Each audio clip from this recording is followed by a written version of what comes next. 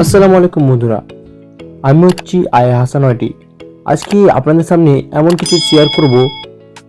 আজ আপনাদেরকে দেখাবো কিভাবে আজকের বিষয়টা খুব গুরুত্বপূর্ণ, যা আপনারা আগে থেকে অবগত আছেন। ভিডিওটা ভালো লাগলে অবশ্যই লাইক দিয়ে শেয়ার করে রাখবেন।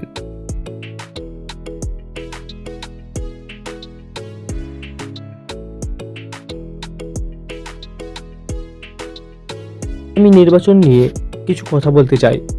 এটা আমার ব্যক্তিগত মতামত, কারণ অনুভূতিতে আঘাত দেওয়া উদ্দেশ্য নয়। নির্বাচন গণতন্ত্রের সবচেয়ে গুরুত্বপূর্ণ অংশ।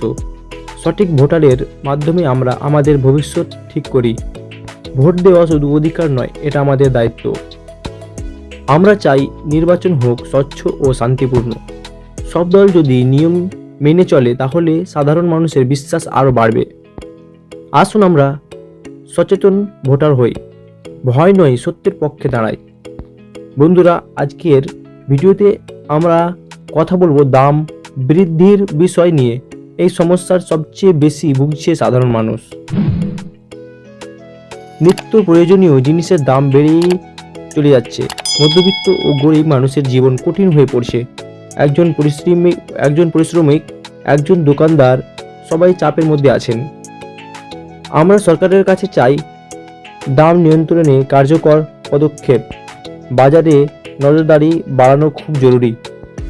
দাম কমলে হাসবে সাধারণ মানুষ, এটাই আমাদের প্রত্যাশা। আজ আমি একটি গুরুত্বপূর্ণ সামাজিক সমস্যা নিয়েও কথা বলবো। রাস্তায় বাড়তে থাকা দূষণ, মানে রাস্তাতে অনেক দূষণ হচ্ছে। ধোঁয়া, শব্দ, ময়লা। এই দূষণ আমাদের স্বাস্থ্যের জন্য মারাত্মক ক্ষতিকর। শিশু, বৃদ্ধ সবাই এর প্রভাব ভোগ করছে। যদি আমরা ট্রাফিক নিয়ম মানি, অপ্রয়োজনীয় হর্ন বন্ধ করি আর পরিষ্কার পরিচ্ছন্ন থাকি, তাহলে দূষণ অনেকটাই কমবে।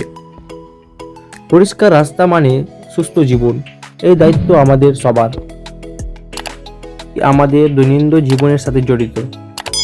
রাস্তা, শিক্ষা, চাকরি, দাম সব কিছুই সাথে রাজনীতির প্রভাব আছে। আমরা কাউকে ভোট না করে, গালি না দিয়ে শান্তিভাবে কথা বললেই পরিবর্তন সম্ভব। আমার মনে হয় এই বিষয়ে আরও স্বচ্ছতা দরকার। সরকার যদি সাধারণ মানুষের কথা আরও মনোযোগ দিয়ে শোনে, তাহলে অনেকের সমস্যার সমাধান সম্ভব। আমি কাউকে দোষারোপ করছি না, কিন্তু কিছু সিদ্ধান্ত নিয়ে প্রশ্ন তোলা দরকার, কারণ প্রশ্ন করাই গণতন্ত্রের শক্তি। আপনাদের মতামত ভিন্ন হতে পারে। আপনারা কমেন্টে ভদ্র ভাষায় মতামত জানাতে পারেন। সব মতের প্রতি আমার সম্মান আছে। ভিডিওটি যদি ভালো লাগে তাহলে লাইক দিন এবং শেয়ার করুন। সত্য ও ভদ্র কথার সাথে থাকুন। ধন্যবাদ। আর এই রাস্তার বিষয়টা অনেকটাই গভীর এবং সরকারের পিছনে দায়, এটা সবাই মানছে এবং আমিও বলছি সরকার দায়। আমি সরকারকে এখান থেকে জানাতে চাই যে আপনি দ্রুত এই বিষয়ে কিছু পদক্ষেপ নিন।